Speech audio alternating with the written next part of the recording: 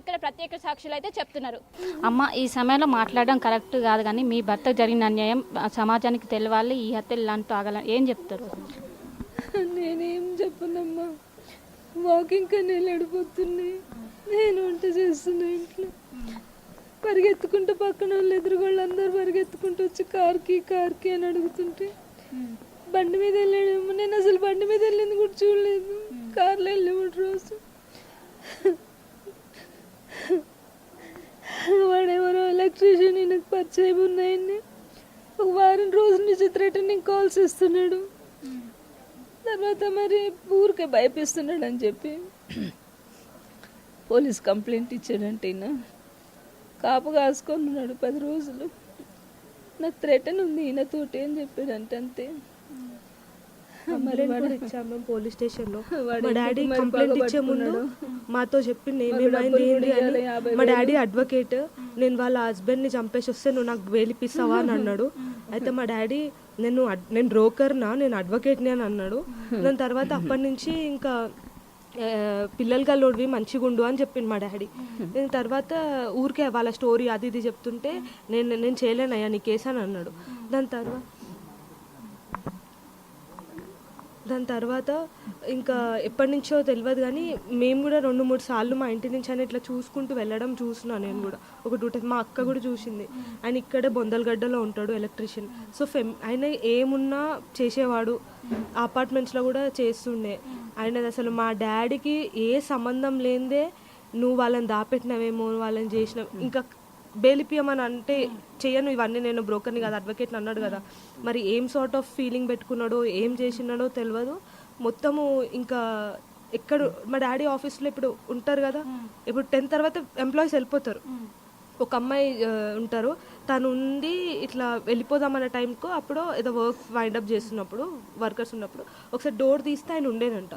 ఇంకా మా daddy door వేసేసిండంట. వెంటనే డోర్ వేసేసి ఆ బోలో మెరకు చుడాతేకి నై చంపేసే నన్ను విడిపిస్తావా లేదా అని అడిగితే మా డాడీ ఉండి నేను ఎట్లా అని చెప్పినాక ఇంకా మా డాడీని నువ్వు నాకు ఆమె కావాలి, నువ్వు ఆమెను కలిపి అంటే ఎట్లనైనా చెయ్యి, ఆమె ఏదైనా మాట్లాడు, లేకపోతే నేను వాళ్ళ హస్బెండ్ని చంపేస్తాను, నాకు బెయిల్ ఇప్పి ఇవి అని అంటే ఇవన్నీ నాకెందుకు చెప్తున్నావురా, నాదేంది నాకెందుకు చెప్తున్నావు అని మా డాడీ అంటుండే.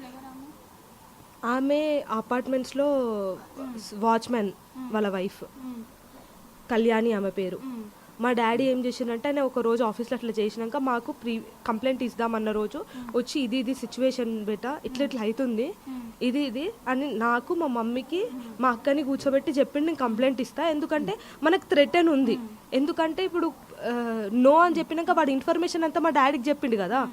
ఇప్పుడు అంటే నేను అంతా చెప్పి వేరే వాళ్ళ దగ్గరికి వెళ్ళినా ఈయనకైతే తెలిసి ఉంటుంది కదా ఇన్ఫర్మేషన్ అనుకొని మన థ్రెట్ అయితే ఉంది, ఎందుకైనా మంచి చెప్తా పోలీస్ స్టేషన్. కానీ పోలీస్ స్టేషన్కి వెళ్ళిండు, ఎఫ్ఐఆర్ ఏమంటారు కంప్లైంట్ ఇచ్చిండు. మా డాడీ ఏదైతే కంప్లైంట్ ఇచ్చిండో వచ్చిన నెంబర్ నాకు వాట్సాప్లో సెండ్ చేసిండు. ఆయన పోలీస్ స్టేషన్కి వెళ్ళి బయటికి రాగానే క్యూ పోలీస్ స్టేషన్ మే కంప్లైంట్ కియా సార్, తప్పర్ మారనా తా, తప్పర్ మార్కే బోల్నా తా, మీరు కంప్లైంట్ ఎందుకు ఇచ్చినారు అని.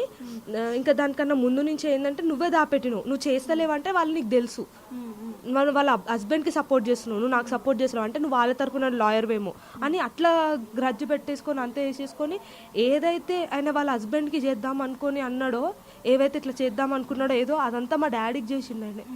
మా డాడీ 1 week నుంచి కార్లోనే వెళ్ళేసి వస్తున్నాడు. ఈరోజే బండి మీద వెళ్ళాను మా డాడీ. వెళ్ళి ఇట్లా యూటర్న్ తీసుకుంటే మీరు ఇందాక అపార్ట్మెంట్స్ ఉందా, మా డాడీ వాకింగ్కి వెళ్తారు రోజు మార్నింగ్.